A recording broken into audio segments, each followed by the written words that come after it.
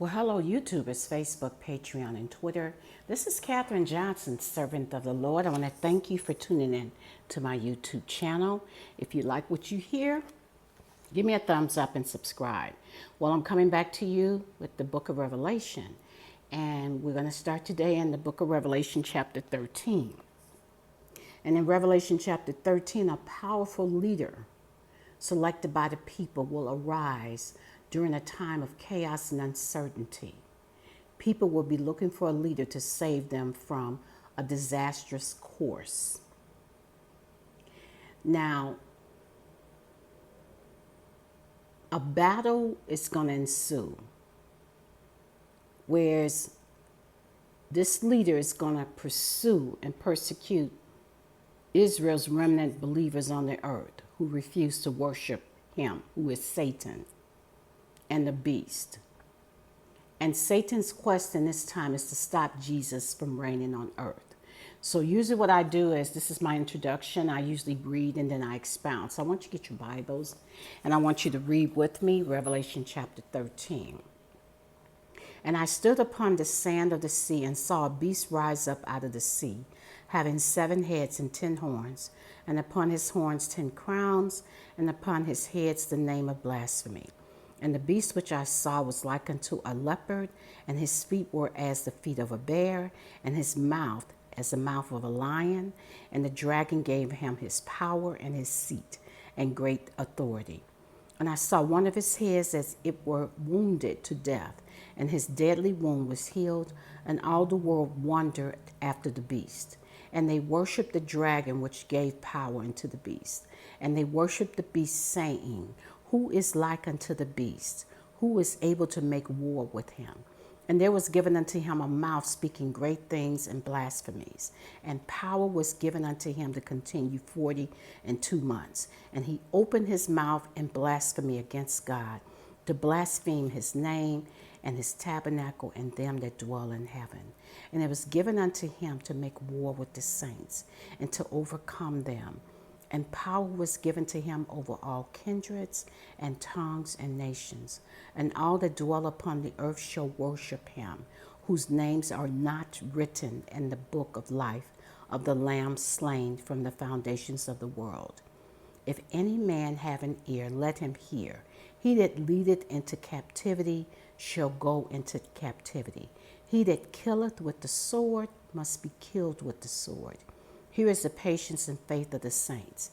And I beheld another beast coming up out of the earth, and he had 2 horns like a lamb, and he spake as a dragon. And he exercises all the power of the first beast before him, and causes the earth and them which dwell therein to worship the first beast, whose deadly wound was healed. And he doeth great wonders, so that he maketh fire come down from heaven on the earth in the sight of man, and deceiveth them that dwell on the earth by the means of those miracles which he had power to do in the sight of the beast, saying to them that dwell on the earth that they should make an image to the beast, which had the wound by a sword, and did live. And he had power to give life unto the image of the beast, that the image of the beast should both speak, and cause that as many as would not worship the image of the beast should be killed. And he causeth all, both small and great, rich and poor, free and bond, to receive a mark in their right hand or in their foreheads, and that no man might buy or sell, save he that had the mark, or the name of the beast, or the number of his name. Here is wisdom. Let him that hath understanding count the number of the beast, for it is the number of a man, and his number is 666. Now I'm going to expound on that. Revelation chapter 13, verse 1. The beast is the leader of a nation, a political system, a false Messiah, and AntiChrist, someone that comes in the place of Christ. Gentile nations refer to a large number of people.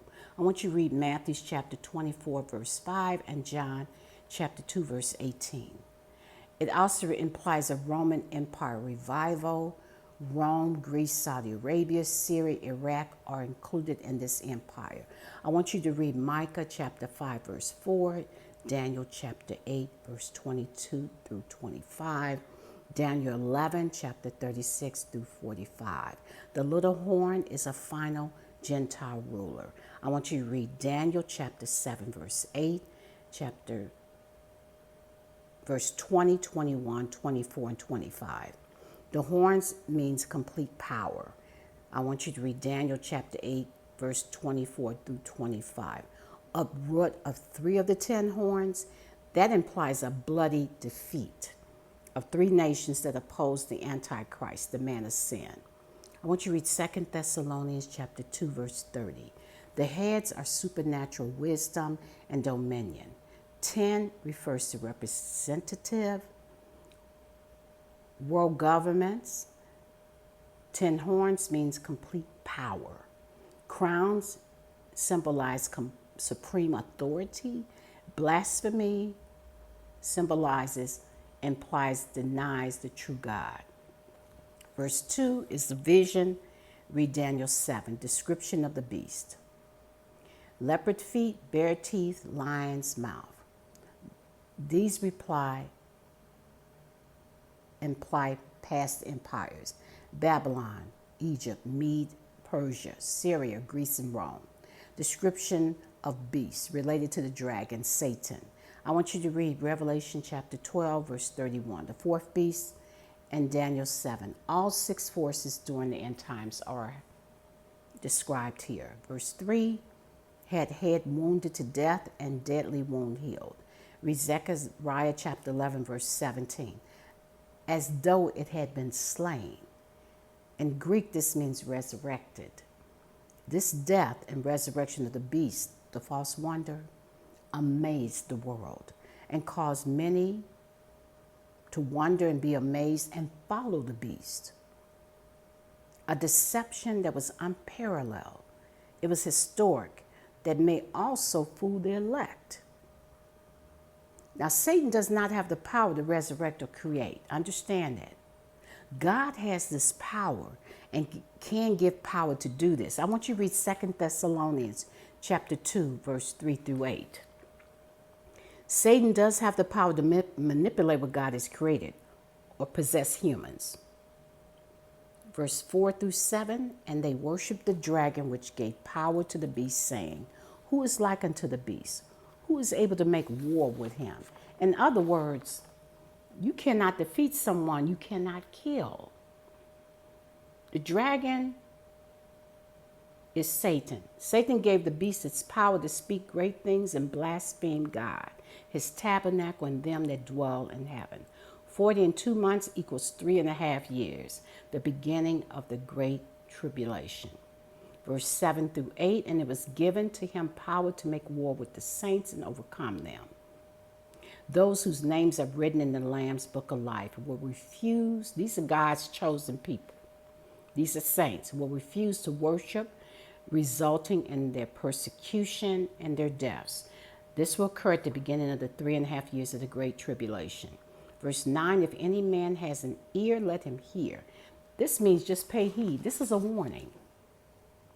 Verse 10, leadeth into captivity shall go into captivity. Killeth with the sword must be killed with the sword. Whatever you sow, you reap. Many saints will be in prison or killed because of their beliefs. They will reap that because they have trusted in God, so they will be killed for it. Patience and faith of the saints. Patience for those that are in prison. Faith for those who are slain. Depend upon God. Don't take matters into your own hands. God will punish them. Verse 11, the false trinity emerges. The beast, a political leader system, Antichrist, emerges from the Gentile nations. He is a little horn or final Gentile ruler. He is killed and resurrected to the amazement of the world. Under the power of the dragon Satan, he deceives the world through his false wonders. Many inhabitants of the earth will worship him a lot of unbelievers. He blasphemes God and is given power to persecute and kill those who worship God. We're going to go on verse 11 through 15. Beast coming out of the earth. This is a spiritual leader, a system possibly out of Palestine, a Jew, an apostate, with two horns like a lamb. This is a false prophet, a spirit, a wolf in sheep clothing. Read Matthew chapter 7, verse 15. And it describes him as a lamb with two horns. Lambs don't have horns, okay? He spoke like a dragon. He will speak the words of the dragon and Satan, exercising all the authority of the first beast on his behalf.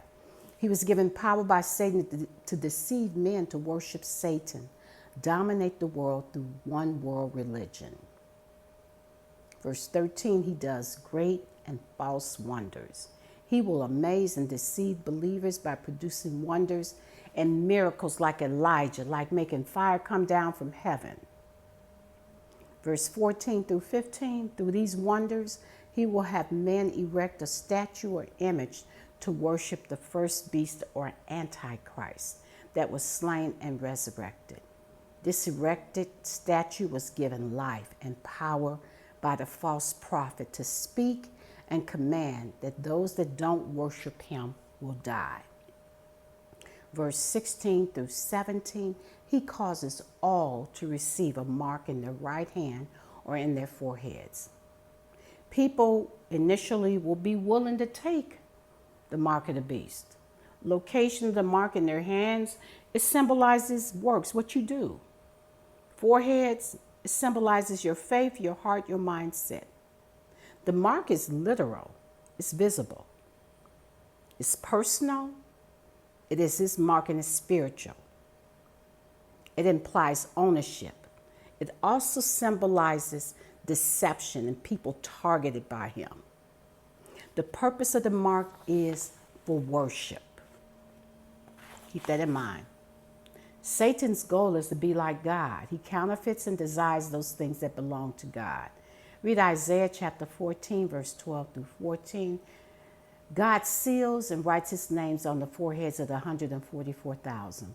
On Cain, God placed the mark. Read Genesis chapter 4, verse 5. Ezekiel 9, verse 4 through 6. Accepting God's seal means that you worship and pledge allegiance to God. Accepting the mark of the beast means you worship and pledge allegiance to Satan. Read 1 John chapter 2, verse 4, Exodus chapter 13, verse 9, Deuteronomy chapter 6, verse 5 through 8, and verse 11 and 18, Daniel chapter 6, verse 15, 2 Timothy chapter 2, verse 19. The word mark of the beast, it means something engraven, stamped, branded.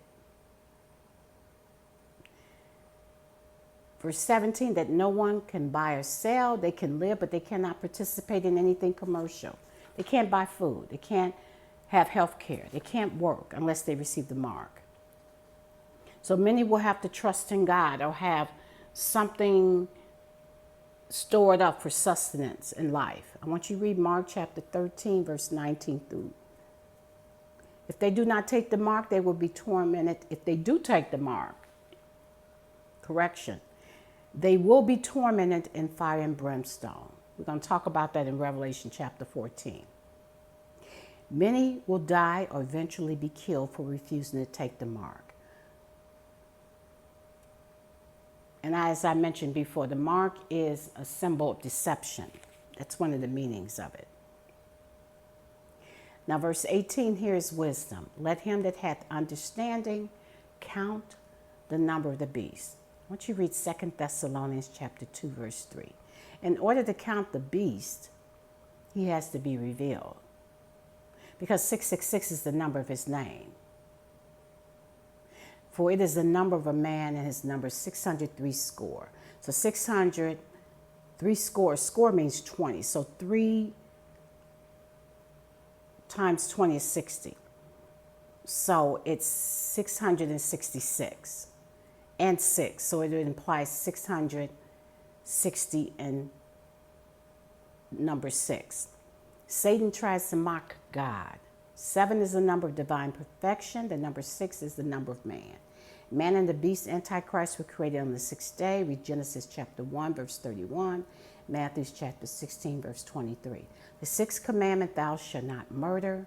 Number 6 also means the man of sin, beast, imperfection, nature, rebellious, carnal, fleshly.